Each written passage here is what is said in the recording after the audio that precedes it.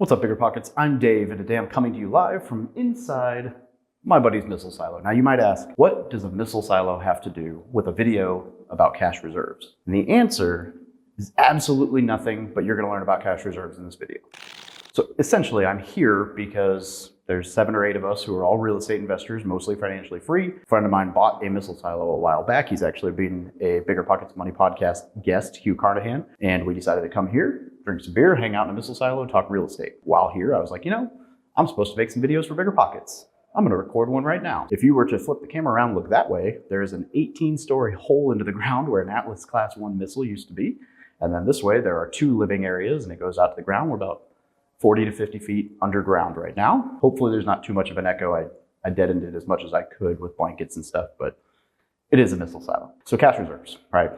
As you guys know, the market's kind of iffy right now, and there's inherently some risk involved with investing. While people are getting skittish, I wanted to just caution, you can still make money. You just need to make sure that you're aware of risk and you're adequately prepared. So one of the main ways that you can do that is with cash reserves. Now, what are cash reserves? Cash reserves is literally nothing more than cash you have sitting on standby in case something goes wrong. So if a water heater blows up, you can pull from your reserves, pay the water heater off, and then repay your reserves. So here's some real world examples. 2 months ago, I finished a rehab, got everything done, ready to rock and roll, got it rented, moved to tenant in, and then the plumbing line from the city's line to mine, somewhere in there was something really wrong from like 80 years ago that finally came up. Ultimately cost me about $9,000 for the easement to get everything taken care of, get the property re-rented, and be able to move on. I've also had a property where a tenant that we inherited took all the electrical wiring out, and it was during the winter, so a pipe froze and it flooded the house, and we're still dealing with insurance and all these things. I've got properties with evictions, right? Like, these things happen. And if you have those cash reserves, it's not that bad. It's frustrating, but you're covered.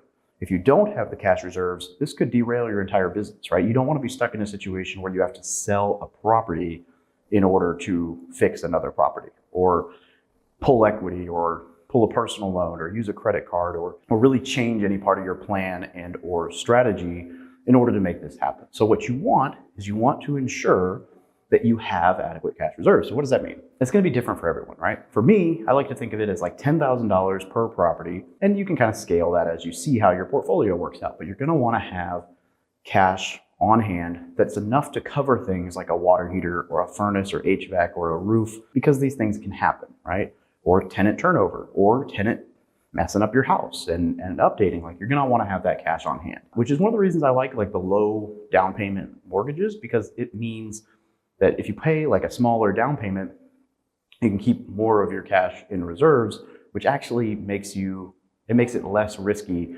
than if you put all your money into a down payment and had no reserves and then something went wrong. Been investing in real estate since 2015. I've had some surprises. I like real estate. It's where most of my net worth has come from, but you need to make sure you're hedging for those issues. What you don't want is, if the market does correct, not saying it's going to, but if the market corrects and you're caught being underwater on a property and you don't have reserves and something goes wrong, that's when you end up in a really bad spot. So you want to make sure you have reserves. You want to make sure you're buying those properties correctly so that you're not super worried about if the market downturns. But I'm going to make another video about hedging your risk. But you want to make sure that you're covering the what ifs, and you want to make sure that you have those reserves. So I know this sounds kind of like a broken record. Cash reserves are not like this super fun, exciting thing that you want to have, right? You don't want to just have cash sitting there not earning interest. I get it. And you could put it into the next down payment. I get it.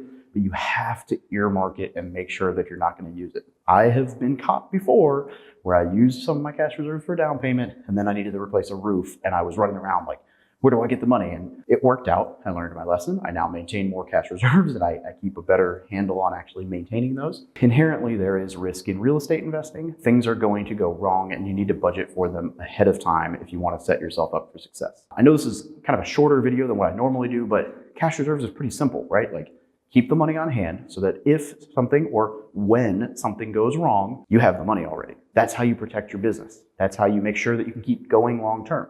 That's how, if your tenants move out and you can't pay the mortgage, you can use cash reserves, right? That is how you protect yourself from the what ifs of real estate investing. You budget those reserves ahead of time for capital expenditures and problems and maintenance and vacancies and everything else, and mortgage payment.